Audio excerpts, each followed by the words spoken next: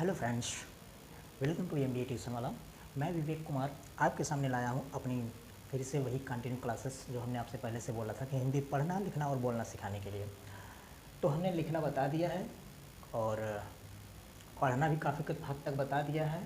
तो पढ़ने का मेन मुद्दा जो होता है कि हमारा रूल और ये सब नियम जो होते हैं, जो यूजेस होते हैं, उनको जानना। तो वही चीज़ें हम चला रहे हैं कंटिन्यू। तो आज हमने पहले से पिछले वीडियो में बोला था कि मैं आर्टिकल चलाऊंगा। देखिए, आर्टिकल से पहले हमें जानना पड़ेगा कि अल्फ़ाबेट क्या होता है, वावेल्स क्या होता है, कॉन्सोनेंट क्या होता है। देखिए, लेटर, सबसे पहले लेटर क्या होता है। हमारे मुख से निकली गई जो भी वर्ड हो, जो भी शब्द हो, जो भी मतलब कोई ऐसा स्वर जैसे कि जिसको निर्धारित किया गया हो, वह क्या कहलाएगा, हमारा लेटर। ऐसा नहीं कि आप ये सब अगर कुछ बोल रहे हैं तो ऐसा नहीं है कि ये लेटर आपका हो गया। अगर आप वो शब्द बोल रहे हैं जिसको निर्धारित कर दिया गया, जैसे ए, बी, सी, डी, तो ये सब अगर आप बोल दिए तो ये निर्धारित है, हाँ यही है, तो इसीलिए ये कंटिन्यू तो लेटर में आ जाएगा। ठीक, तो ये लेटर, ये हुआ लेटर। ऐसे वर्ड जो आप हमारे मुख से निकलते हैं लेकिन उसका एक निर्धारित रूप दिया गया हो। ठीक, ये हुआ। अब बारी आई अल्फ़ाबेट की। देखिए, अल्फ़ाबेट क्या होती है, वर्णों का जो समूह होता है, यानी ए से लेके जेड तक, ए से लेके जेड तक जो होता है वो क्या होता है, हमारा वर्णमाला। ठीक, क्या होता है, वर्णमाला कहा जाता है। ठीक, तो ये रहा वर्णमाला। और वावेल्स की बारी, वावेल्स की बात है तो वावेल्स ऐसे अक्षर जो बिना किसी सहारे बोला जाए, जो बिना किसी दूसरे अक्षर के सहारे बोला जाए। ठीक, जो बिना किसी दूसरे अक्षर के सहारे बोला जाए, वो क्या होता है, हमारा स्वर होता है। जैसे ए, ई, आई, ओ, यू। क्या हुआ, ए, ई, आई, ओ, यू, यानी कि स्वर कितने होते हैं इंग्लिश में, 5 होते हैं। इतना याद रहे, ये चीज़ याद रहे, स्वर इंग्लिश में कितने होते हैं, 5 होते हैं। क्वेश्चन पूछने का 2 तरीका होता है। एक पूछता है स्वर कितने होते हैं, 5।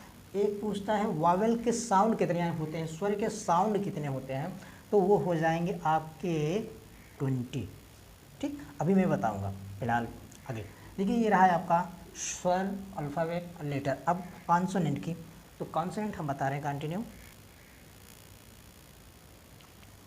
अब बारी आई कॉन्सोनेंट की। कॉन्सोनेंट का हिंदी होता है व्यंजन। अब इसमें क्या है,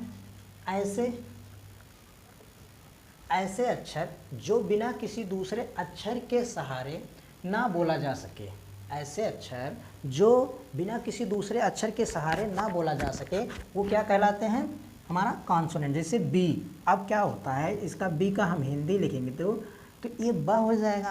अभी बा भी अगर लिखा गया है तो इसमें भी क्या लिखा है, आधा बा प्लस आ, ये है। अगर पूरा इसको हम लिखते हैं तो बी यही होगा, यानी कि बा आधा है ही प्लस बड़ी एक मात्रा है। तो ये हुआ हमारा व्यंजन यानी कॉन्सोनेंट। जो वर्ड ऐसे हों, मतलब जो कि बिना किसी दूसरे अक्षर के सहारे ना बोला जा सके, वो होते हैं कॉन्सोनेंट। देखिए, वावेल्स हो गया, कॉन्सोनेंट हो गया। अब हम आपको बताएंगे आर्टिकल। आर्टिकल होते क्या हैं। ठीक, आर्टिकल होते क्या हैं,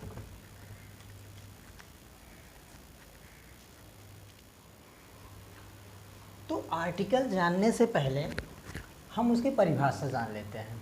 ठीक, देखिए परिभाषा, आर्टिकल का प्रयोग क्या होता है, क्या है, इसके बारे में हम ऐसे पढ़ेंगे।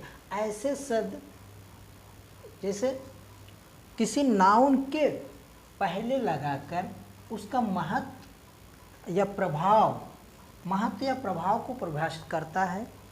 ठीक, या ऐसे को आप ऐसा लिख दिए, जो शब्द किसी नाउन के पहले लगाकर, जो शब्द किसी नाउन के पहले लगाकर उसका महत्व या प्रभाव को परिभाषित करता है, तो क्या कहलाता है, आर्टिकल। ठीक, अब देखिए, नाउन हमने बोला तो सबसे पहले हमें नाउन जानना पड़ेगा, नाउन होता क्या है। देखिए, संसार का कोई भी नाम हो, किसी भी प्रकार का नाम हो, चाहे गुण का नाम हो, दोष का नाम हो, जैसे कि वह अच्छा लड़का है, वह एक अच्छा लड़का है, वो मतलब बढ़िया गुण, या उनका नाम है, या शहर है, कोई भी कुछ भी हो।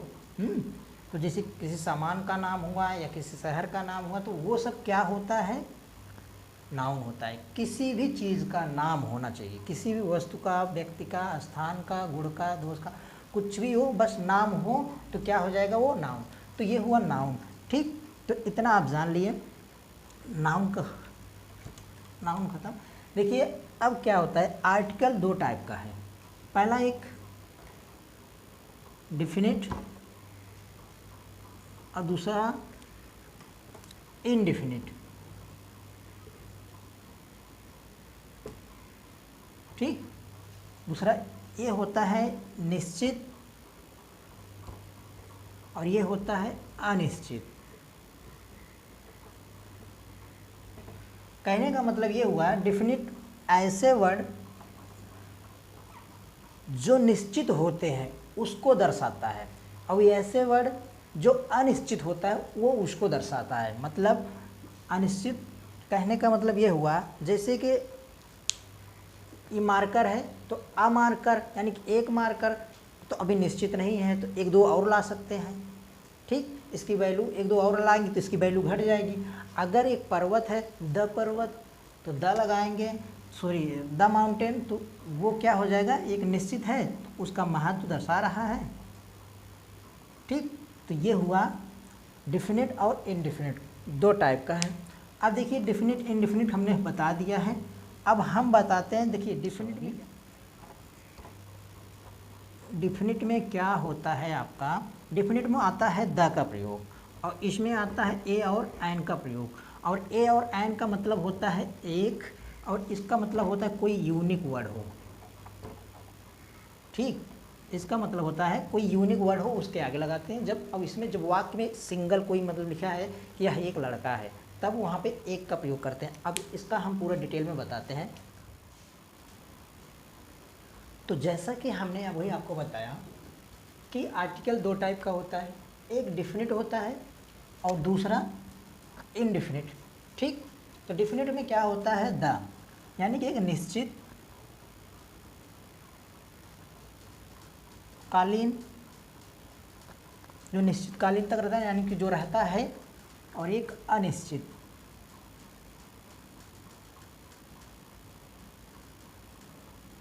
कालीन बोलिए या ना बोलिए, तो ये आप पे है।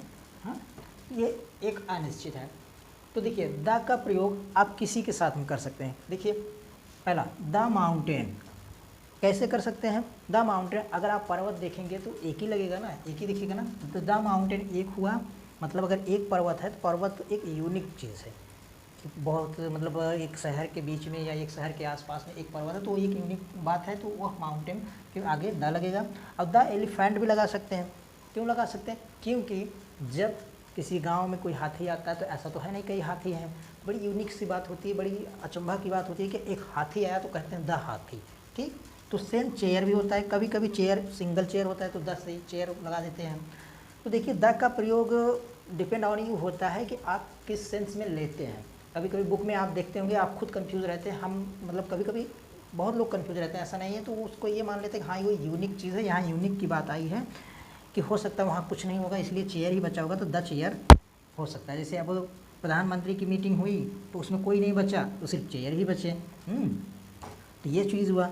और एक द कंट्री, आप कंट्री तो यूनिक है ही, कोई बताने वाली बात तो है नहीं, तो द कंट्री।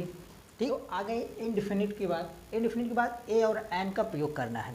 ए और एन का प्रयोग हमें अलग कैसे करना है, देखिए पहले इसका प्रयोग तब किया जाता है जब वाक्य में संख्या एक का बोध हो, तभी हम प्रयोग करते हैं। जैसे कहते हैं वह एक लड़का है, ठीक, दैट इज़ अ बॉय, तो अ बॉय यानी कि एक हुआ ना, तो वहाँ एक के लिए आ का प्रयोग करेंगे, यानी कि ए का प्रयोग करेंगे या एन का प्रयोग करेंगे।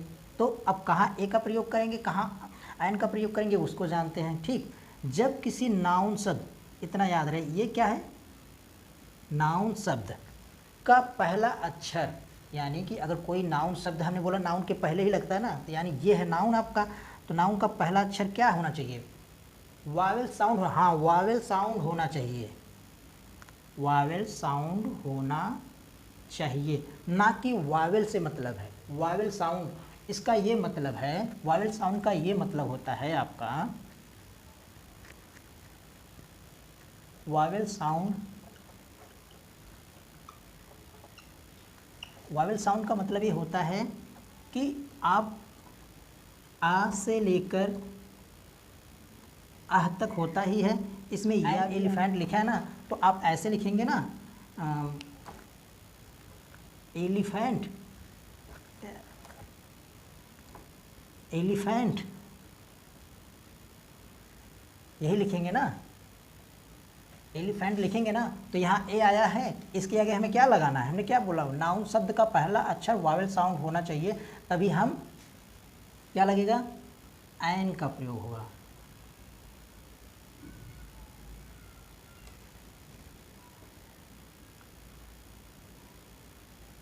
एन का प्रयोग,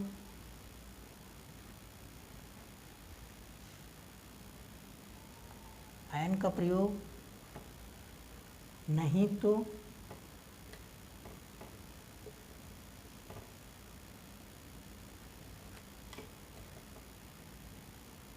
ए का प्रयोग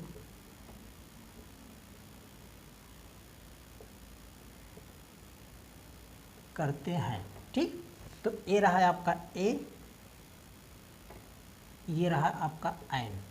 तो देखिए हमने क्या देखा यहाँ पे, यहाँ इसका साउंड क्या हुआ, ए हुआ, आ से आह के बीच में ए आया है ना, तो इसके पहले हम क्या लगाएंगे, एन लगाएंगे। चेयर, चेयर है, चेयर के आगे चा आया है, तो इसके आगे हम क्या लगाएंगे, ए लगाएंगे। ठीक, पा आया है, इसके आगे क्या लगाएंगे, हम ए लगाएंगे। बी आया है, बा आया है, इसके आगे क्या लगाएंगे, ए लगाएंगे। लेकिन यहाँ देखिए फिर आ आया है, आ आया है, तो आ के आगे क्या लगाएंगे, एन लगाएंगे, यानी ये क्या हो जाएगा, एन एन एन। ठीक, यहाँ यूनिवर्सिटी है, यू आया, हमने आपको बोला ना, यह भी है। तो ये चीज़ें होती हैं, क्या बोलते हैं कि वावेल साउंड, हिंदी के जो साउंड होते हैं, आप इतना ध्यान दीजिएगा, हिंदी का जो साउंड होता है उसमें आपका कौन सा स्वर आ रहा है कि वावेल्स आ रहा है, उस पर ध्यान देते हुए हम ए और एन का प्रयोग करते हैं। ठीक, हिंदी के साउंड से इतना याद रहे। जैसे अब इतना तो होता ही है, यह भी मान लीजिए। तो फ्रेंड्स आज हमने इतना बता दिया आर्टिकल में, एक लेटर, ठीक, वावेल्स क्या होते हैं वो बता दिया, कॉन्सोनेंट्स क्या होते हैं वो बता दिया, द का प्रयोग जब यूनिक शब्द हो हमने आपको बता दिया है। ठीक, आ का प्रयोग जब एक हो लेकिन व्यंजन वर्ण आया हो, व्यंजन वर्ण हो। ठीक, एक हो लेकिन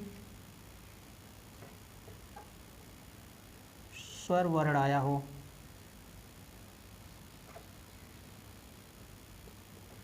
ठीक, तो ये रहा है आपका ए और एन का प्रयोग। अब देखिए वावेल साउंड की बारी आए तो वावेल साउंड ये जो है आपका, और वह भी ये अपवाद में रहता है।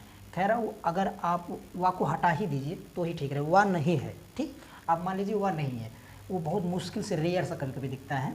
फिलहाल ये देखिए वाह,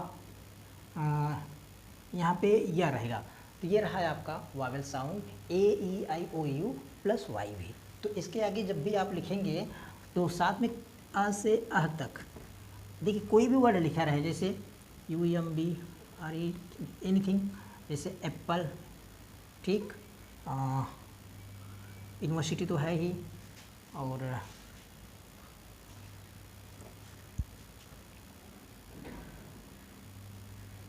लैम्प, पेन, तो इसके आगे ए, इसके आगे ए, इसके आगे एन, इसके आगे एन, इसके आगे एन, ऐसे का प्रयोग, मतलब ऐसे ही ए और एन का प्रयोग करते हैं। तो ये आज क्लास इतना रही। अब इसके बाद आज की क्लास खत्म, इसके बाद हम आपको सोच रहे हैं इज़ एम आर का प्रयोग बता देंगे। Is am are and was were and will be shall be का प्रयोग। अब चलेगा आपका next class is am are was were बोलिए या वेयर बोलिए, विल बी या शैल बी। ठीक, तो ये आपका नेक्स्ट क्लास है, इसका प्रयोग हम करेंगे और इसका प्रयोग हम पढ़ेंगे। ठीक है, तो फ्रेंड्स हमने एक वीडियो डाला था, एक शार्ट वीडियो में खान सर के बारे में बोल के, तो उसके लिए सॉरी, बट जो भी है हमने ये मुद्दा से नहीं बोला खान सर बुरा है। खान सर अच्छे हैं, महान हैं, बढ़िया हैं, चाहे जो भी है, ठीक है, सब है। हाँ, तो बात ये नहीं है कि हमने उनका निंदा किया, हमने ये कहा कि सर आप भी और खान सर से भी ये कहिए कि बेरोज़गारी मुद्दे पर हाथ उठाएं, बस, और कुछ नहीं। लोग पढ़कर क्या करेंगे, लोग पढ़कर क्या करेंगे जब नौकरी ही नहीं निकलेगी? बताइए क्या करेंगे आप? अगर यूपीएससी की तैयारी करते हैं तो यूपीएससी साल साल भर की होती है, चलो ठीक है, वो तो हो गई। अगर मान लीजिए यूपीपी की तैयारी कर रहे हैं या किसी अन्य मतलब कोई भी मतलब मिलिट्री या एनी अदर टीचर कुछ भी मतलब कोर्सेज आप कर रहे हैं, तो अगर उसकी वैकेंसी ही नहीं निकल रही है तो पढ़कर क्या करेंगे? तो मेरा कहने का ये मतलब था कि यूँ शांत ना बैठिए, सरकार का ये रुतबा थोड़ा अलग ही हो गया है, वो हमें लड़ाती रहेगी आपस में, तो लड़िए मत, बेरोज़गारी पर हाथ उठाइए, सिर्फ इतना कहना था। ओके, थैंक यू, बने रहिए हमारे क्लास के लिए, नेक्स्ट क्लास के लिए। तो हम अगली क्लास जो है हमारा इज़, एम, आर और वाज, वेयर और विल बी और शैल बी का प्रयोग बताएंगे। जो सिंपल टेंस हमने बताया उसको डिटेल में बताएंगे, सिंपल टेंस क्या होता है, कैसे होता है, वो सब चीज़ें हम बताएंगे। ठीक, तो धन्यवाद बने रहने के लिए, अंत तक वीडियो देखने के लिए। अगर पसंद आए, अच्छा लगे तो लाइक कीजिए, शेयर कीजिए और दूसरों तक